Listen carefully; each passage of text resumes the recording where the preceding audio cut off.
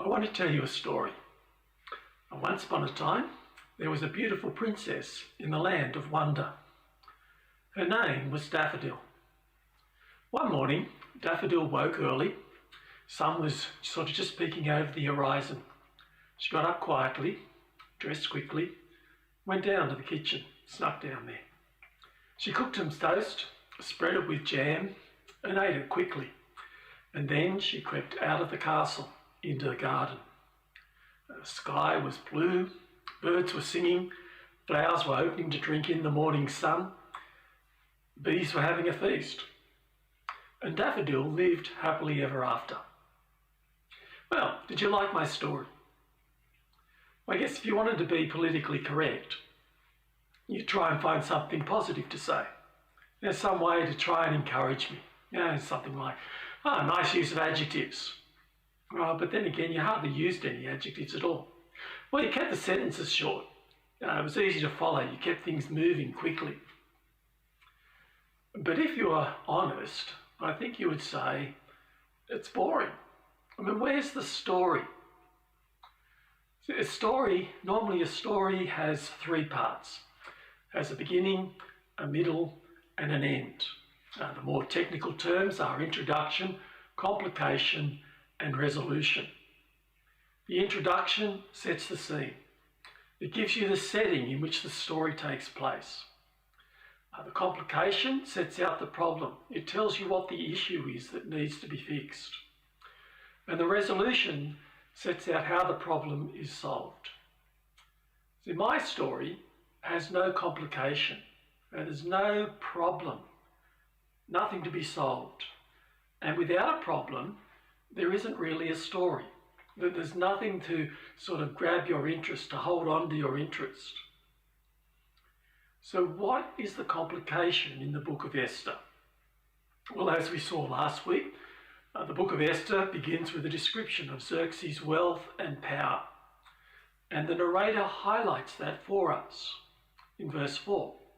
See, for a full 180 days, he displayed the vast wealth of his kingdom and the splendour of his glory and majesty. Now, people living at the time, they would have thought that they actually knew what this story was going to be all about, because this is the third year of his reign. It's around about 483 BC. Xerxes, at that time, he wanted to impress all of his political and military leaders. He wants to get them fully on side for his attempt to add Greece to his empire. So they think that this is going to be a war story, something like that. But our narrator says nothing at all about that. He doesn't tell us the purpose of this particular banquet, nor does he say anything about Xerxes' campaign against Greece. Now, that may be of great interest to historians as they tell their narratives about what they think are the most important events of history, but it's not important for this narrative. Instead, the narrator focuses our attention on Vashti's refusal to obey Xerxes' summons. And so we think, this looks like the complication. This looks like it's going to be the focus of the narrative. Well, it is a complication, but it's not the main focus of the book. See, this is actually resolved by the end of chapter 1.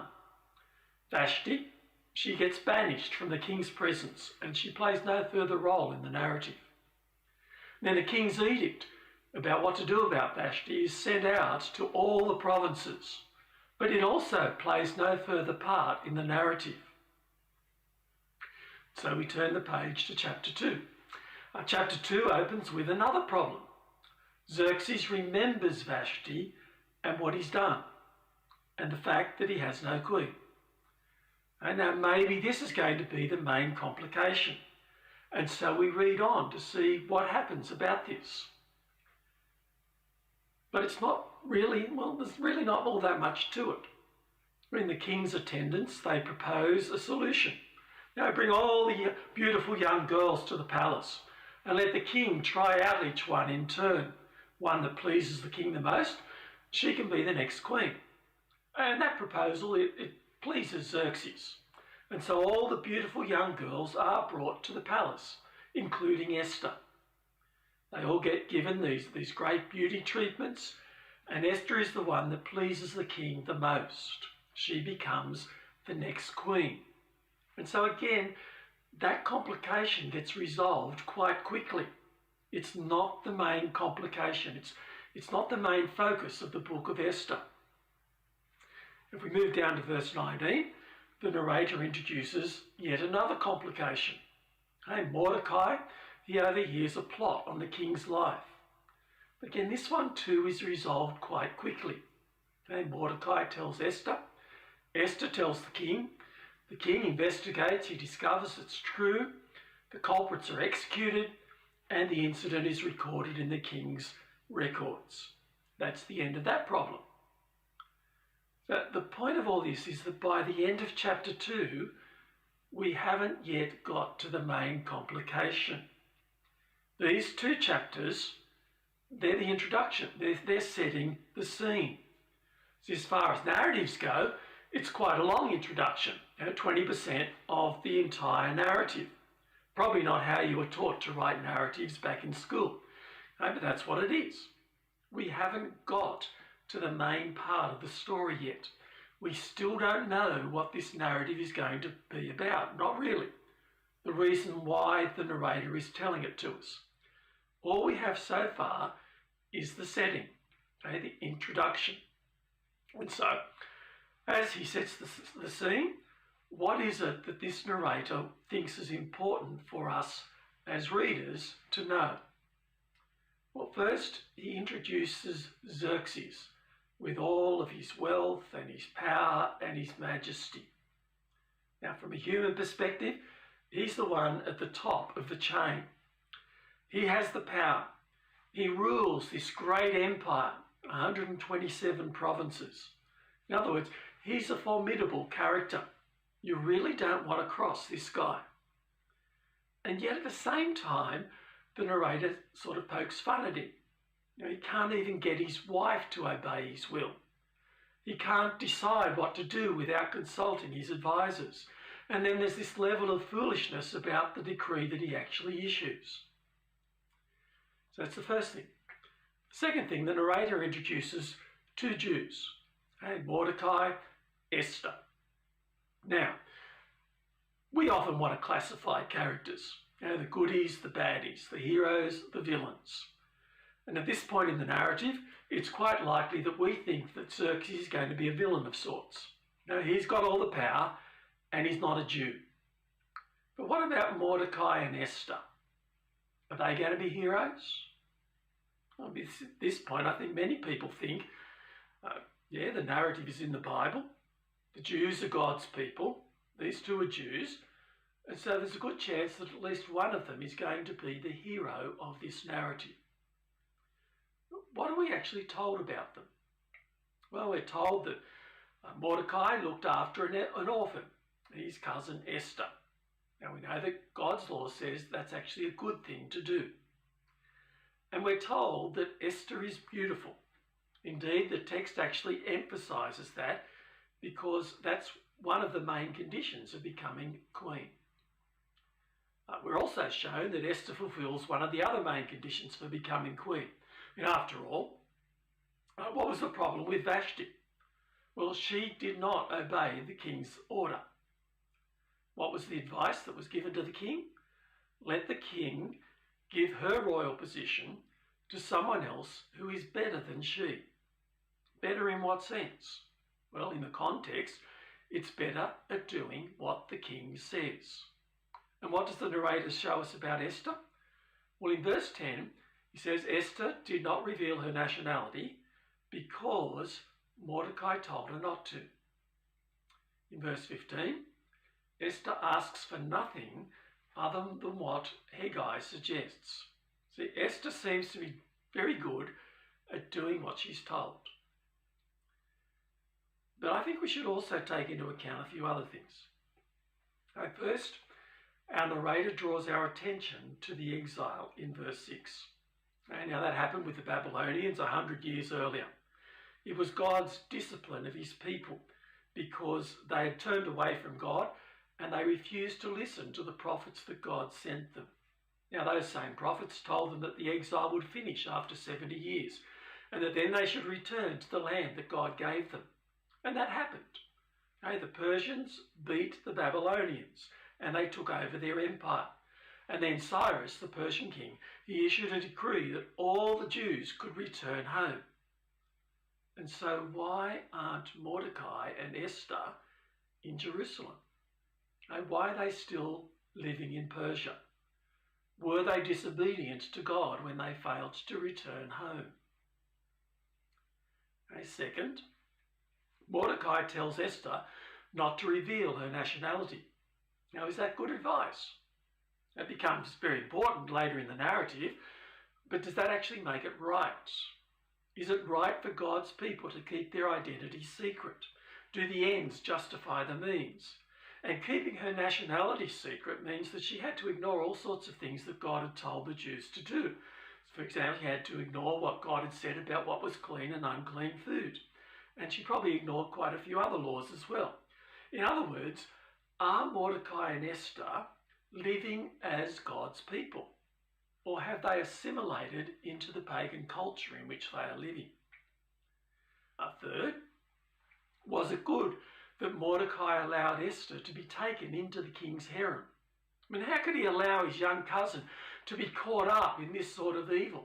I know, maybe he had no choice once the soldiers were at the door, but what about before then? Why didn't he take steps to hide her?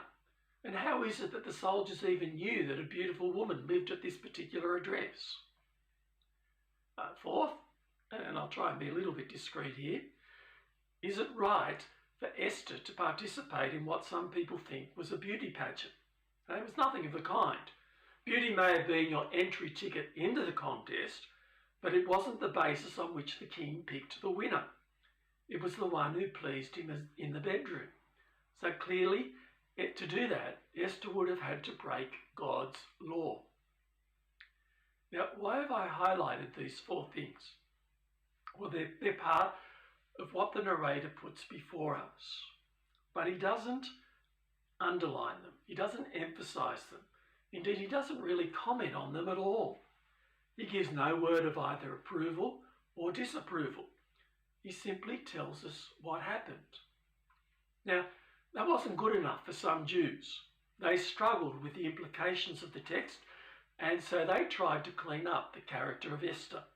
So they made some additions to the text, and you can read them in what we call today the Apocrypha. And so later on in the book, when Esther fasts, they give her a prayer that's not in the original. It goes like this: knowledge hast thou of all things, and thou knowest that I hate the glory of the wicked, and I detest the bed of the uncircumcised and of any alien. Thou knowest my necessity, that I abhor the sign of my proud estate, which is upon my head in the days when I show myself openly. I abhor it as a menstruous rag, and I wear it not in the days of my leisure. And thy servant hath not eaten at the table of Haman, and I have not honoured the king's feast, neither have I drunk the wine of the libations. So they wanted to tidy up Esther's character so that she looked more like what they thought a godly hero should look like, and more like the type of person they think that God would use to achieve his purposes. And there are still people like that today. I mean, maybe you're one of them. And they know that Mordecai and Esther are the ones that God uses to achieve his purposes, the ones that he uses to save his people from destruction. And they think that God only uses worthy people to achieve his purposes.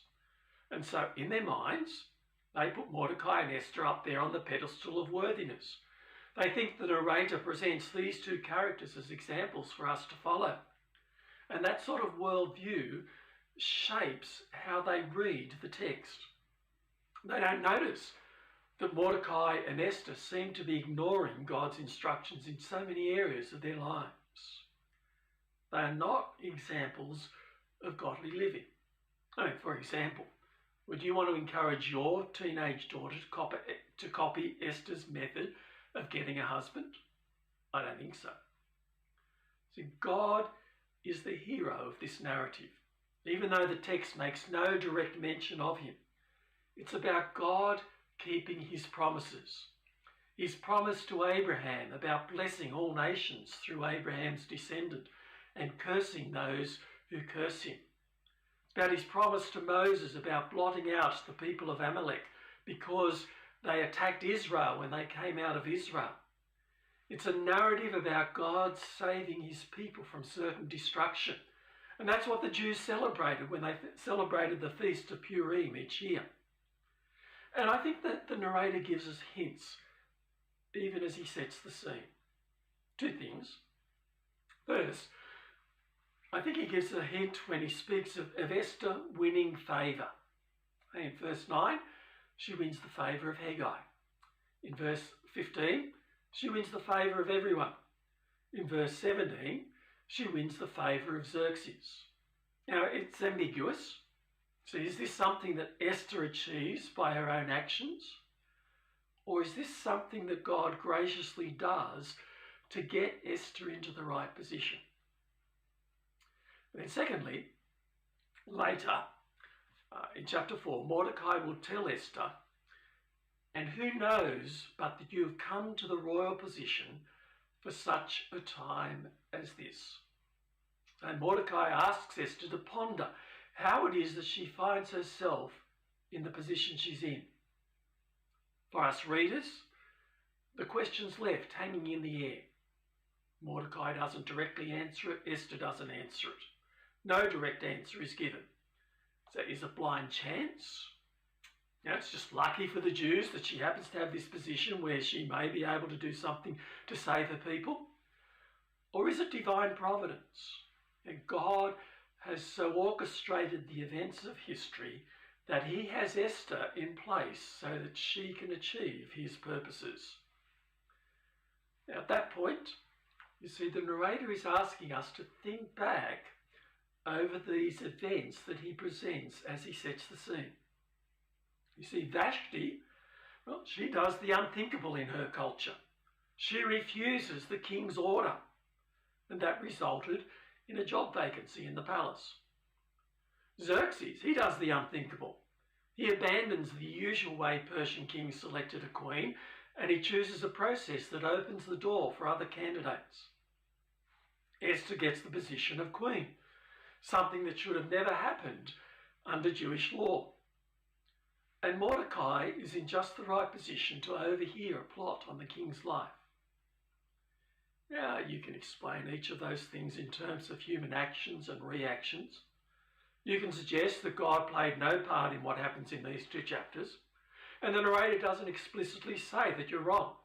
He's more subtle than that. And isn't that true to life? See, the Bible affirms again and again and again that God is sovereign. This is God's world. He rules over every bit of it.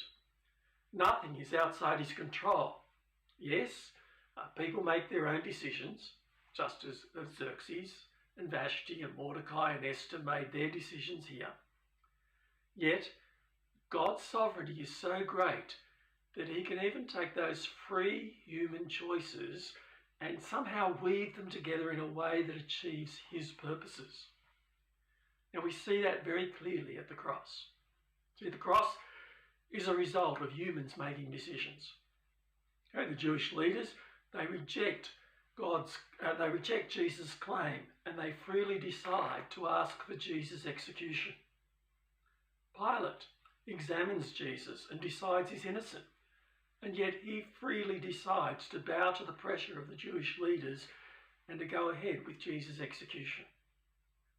Yet these decisions were not somehow outside God's sovereignty or God's providence. These decisions were the means that God used to achieve his plans to provide salvation for us as humans. Now, the people remain responsible for their wicked decisions, but those decisions did not defeat God's purposes. Now, most of the time, we don't know what God's doing. Yes, we affirm his sovereignty, we affirm his providential work in history, but rarely can we see it. And to our eyes, The world often looks like just one big gigantic mess. And we ask, where is God in all this? And sometimes we even ask, why isn't God doing a better job? Now, often, as in this case with Esther, we only see God's sovereignty as we look back. And when we see the good outcome, and we dimly see the various steps that we think may have led to that good outcome. And yet there are also many times when we simply don't have a clue. We have no idea how God is working in the situation. What does it mean for how we live? Well, many of us face messy situations in our lives. All sorts of problems and difficulties and heartaches and sorrows and things like that. And we plead with God about these things. And we don't seem to get any answer. Do we give up? Do we conclude that God doesn't care? Well, no. This is the comfort of God's providence, that we're confident that God achieves his good purposes in our lives, even when we can't see any evidence of that, and even when we don't understand what he's doing. Does it mean then that it doesn't matter how we live? You may be tempted to think that, to think that as you see how God uses Mordecai and Esther despite their failures. But when we consider the whole Bible, we realise that would be a wrong conclusion. It's those failures that God, in his providence, is actually rescuing us from.